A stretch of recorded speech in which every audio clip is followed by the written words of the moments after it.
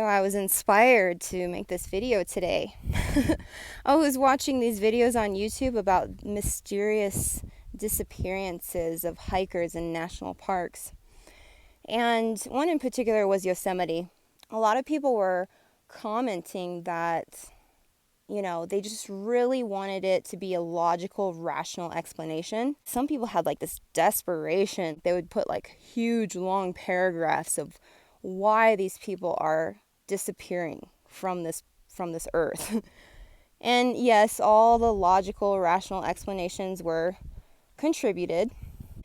Somebody with a more expanded consciousness would comment and try to bring in a new narrative, and people would very quickly just shut it down.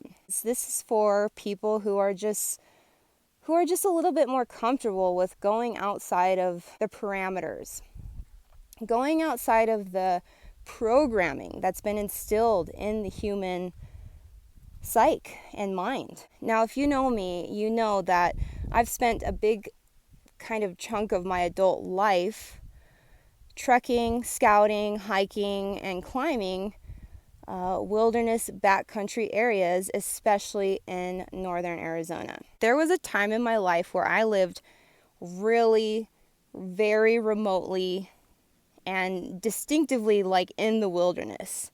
I was not very connected to humans at that time. And this, ironically, was the time that I started my YouTube channel. And there was a very specific reason for that. And it was because of the areas that I was going into. I was sensing the danger. I was sensing interdimensional, paranormal activity in my life, to the point where I wanted to start a YouTube channel so that people would know that I was still safe on this 3D earth. Now, some of you are probably laughing, but I'm serious. Now, I did share with you on my paranormal podcast some of the things that I witnessed. But I will further explain to you that the more that I explore, the more that I've gone deeper into non-human territories, the more that I realize that we don't know anything. There are so many odd, mysterious ways in which this reality works that I'm not even going to try to explain to you. But I will say, after getting my national park pass and being able to explore and scout, I've realized that the government was onto something. They've established these territories as non-human territories, basically, for a reason. We can no longer compartmentalize all the workings of this earth.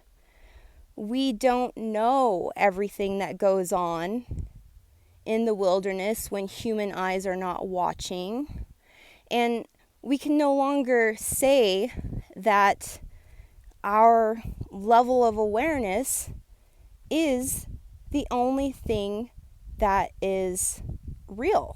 I just think it's good for us to kind of take a step back and say, hey, there's a lot going on out here that we don't know. I noticed a lot of people in the comments were also commenting fallen angels as some of the reasons why these people were disappearing.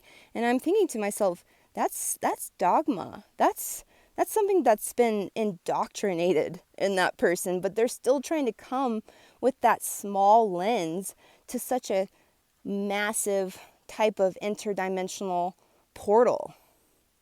We really just got to humble ourselves to nature. She's really teaching us a lot.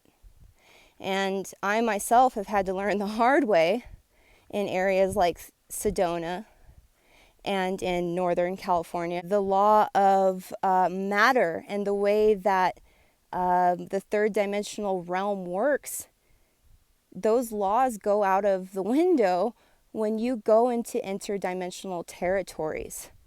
That means that it's like a free-for-all. There's an all access.